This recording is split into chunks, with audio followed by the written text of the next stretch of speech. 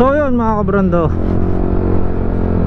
isang nakakalungkot na araw ho ngayong araw na ito. Mapapansin nyo, dala natin si Baby Telelo at pupunta ho ulit tayo ng Santa Rosa. Dahil nga ho, nabalitaan ko, sinugod si Sir sa ospital mga kabrando ko. Dadalawin natin at hindi naman pwedeng hindi na natin dalawin dahil sa tagal nga ng pinagsamahan. Siyempre tumatanaw pa rin tayo ng utang na loob, kaya ngayon pupunta tayo ng ospital mga kabrando para dalawin si Sir dahil nasa ICU siya. Hindi ko alam kung anong estado, pero tingin ko masama ang lagay, pero sana naman okay na.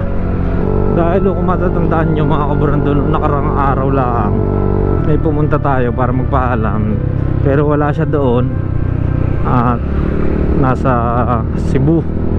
Tapos ilang araw lang mga kabrando, yun na pala yung masamang balita ang dumating sa atin.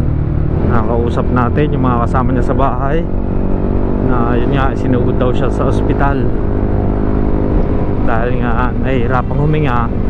Dahil mga kabrando, kung hindi ko nakakwento sa inyo dati, si Sir ay meron siyang sakit sa puso, merong high blood, basta madami ho siyang maintenance na gamot.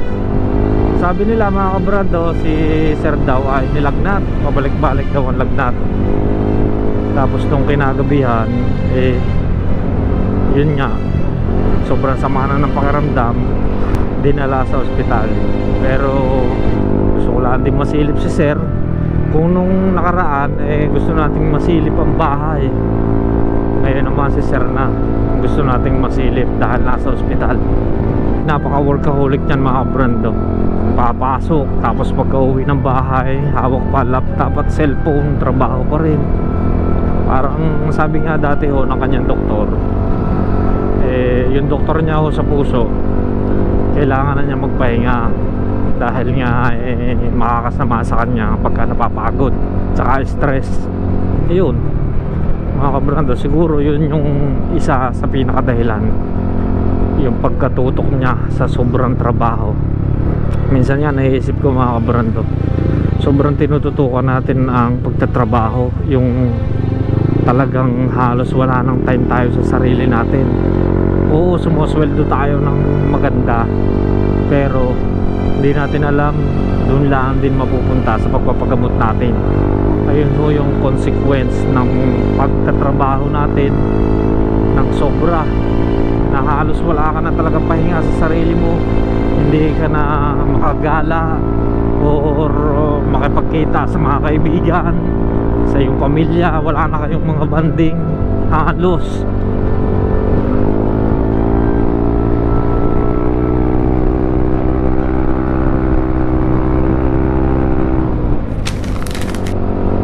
Alright mga kabrando, oreho, pinas forward ko na. Nandini na ho tayo sa may Santa Rosa.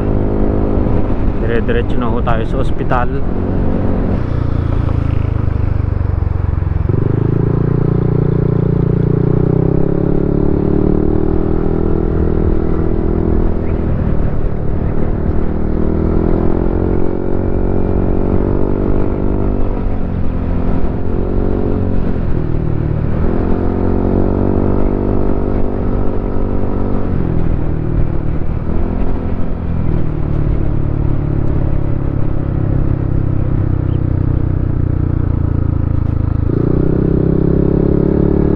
So yun na ho ang ospital mga kabrando.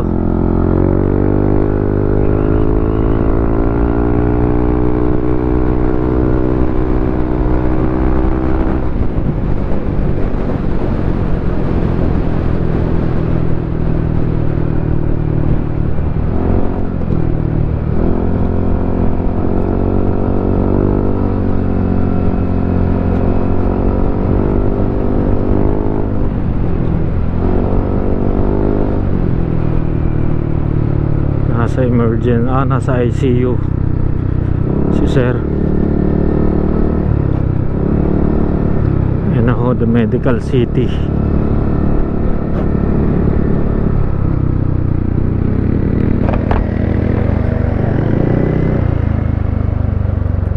Hanap tayo makapagparadaan ng motor. Sakto.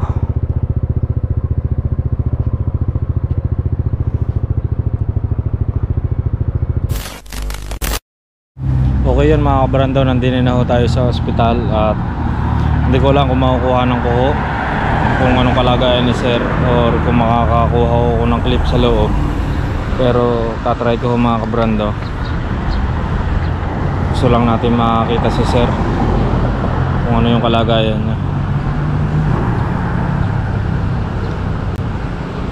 So diretso na ho tayo sa loob.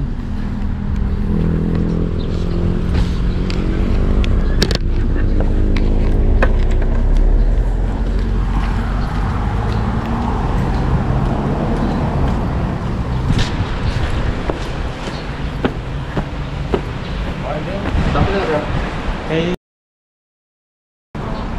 Bilis pa kayo, sir? Ako bilis. Anong room, sir? Nasa ICU. ICU? Break, Charlie 1, Charlie 2 may magbibisit. ICU to, isa lang to, ICU. Sige sir, okay na po. Thank you. Saan ba ang ICU? Third floor. Third floor.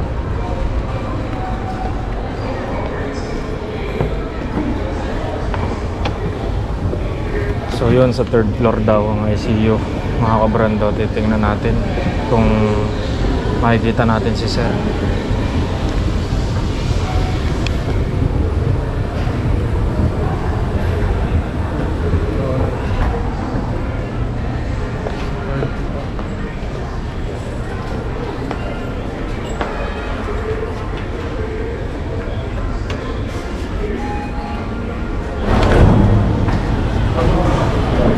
Okay.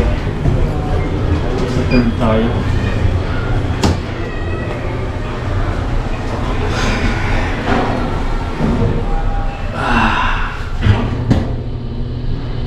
So dito ho lagi nagpapacheck up si sir. Dito na tayo.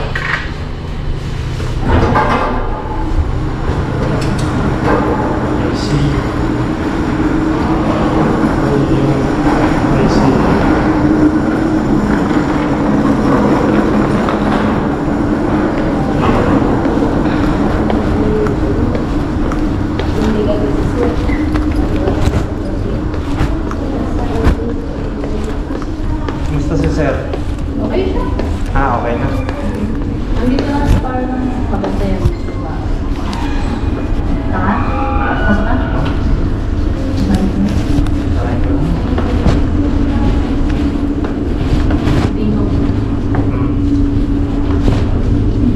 Gusto ko na? Okay lang. May pinagkakabalaan din naman.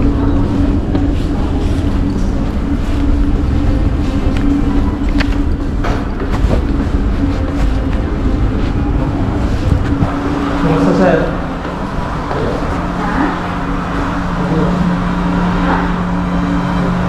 Wow. Bawal mo? Ano bawal mo? Bawal mo ka? Hindi ko kita. Ano ka na? 9:50. Si Kuya na. Sir. Labas mo na ako ulit. Makamas na ako. Oo. Sir, kumusta po? Pagaling po kayo. Pagaling po.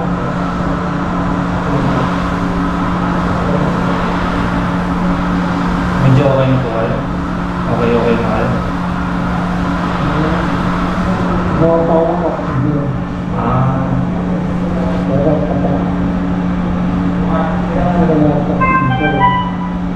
Sana po gumaling mo kayo para...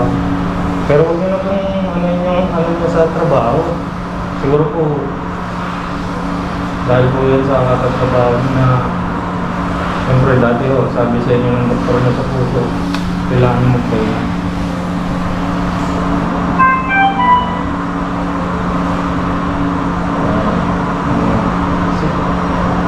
pinuntahan ko nga po kay Gadgad.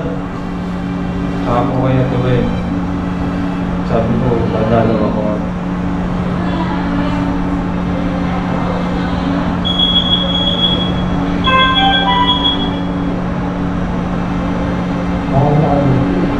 Ba? Mahal kong ibig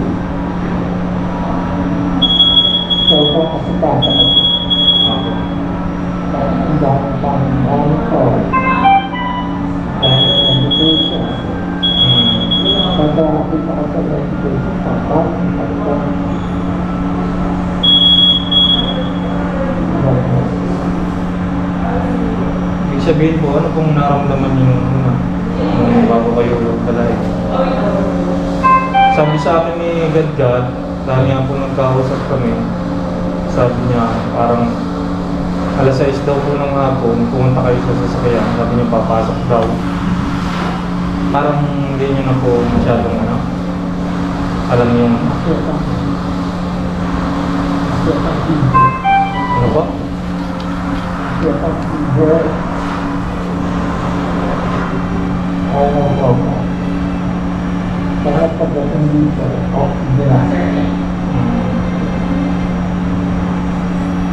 Nilagnan po kayo na?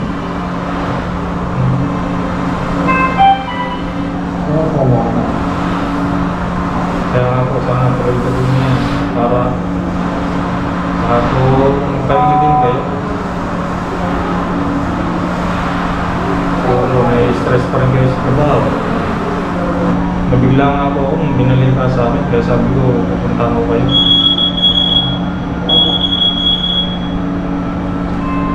Dati hindi ko masyadong natindihan. Please lang. Sige. Okay.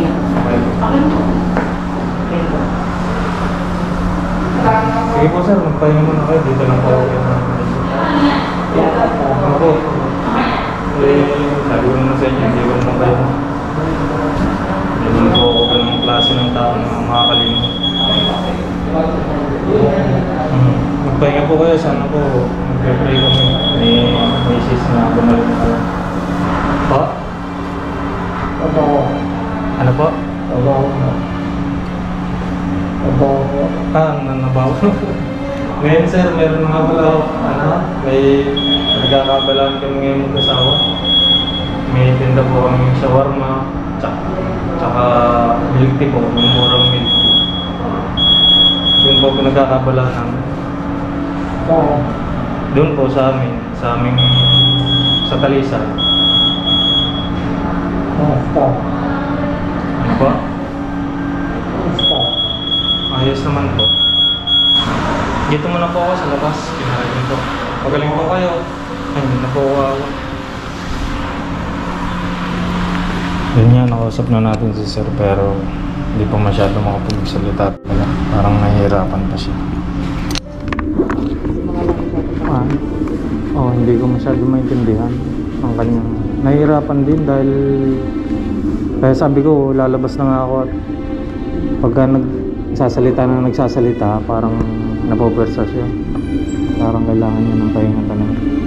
Kaya ako lumabas na dahil nga tingin ko sa kanya nahihirapan siya magsalita pagka yung kwento ng kwento. Kaya sabi ko, sir, lalabas na po ako para makapagpahinga din kayo. Kung may kailangan.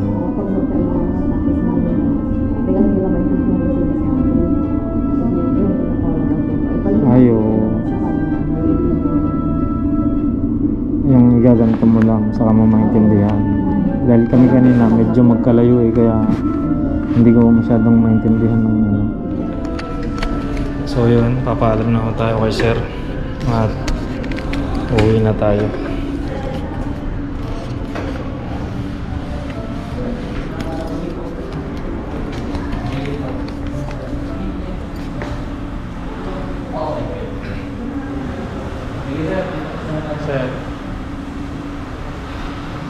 Sir, ano na po? Pagaling po kayo. Ako, get well soon po.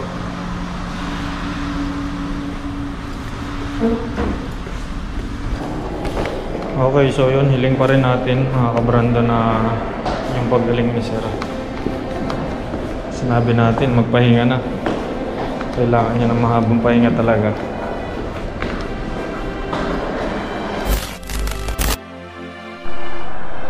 Alright, pauwi na tayo mga kabrando.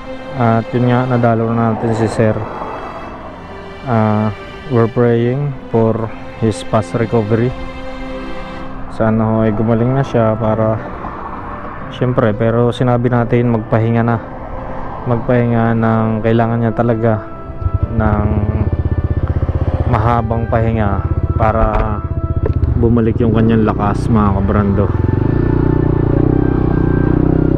Sabi ko nga sa inyo, kahit ganun yung pangyayari sa amin, pero hindi pa rin naman ako nakakalimot. Kung ano't ano man ho, ay pinapanalangin pa rin natin ang patuloy na paggaling niya.